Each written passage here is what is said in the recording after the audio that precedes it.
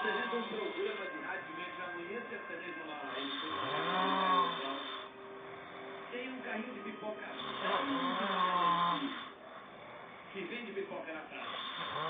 E ganha a vida com um CL 1971, talvez o nosso carro foi horroroso. Ele volta a fazer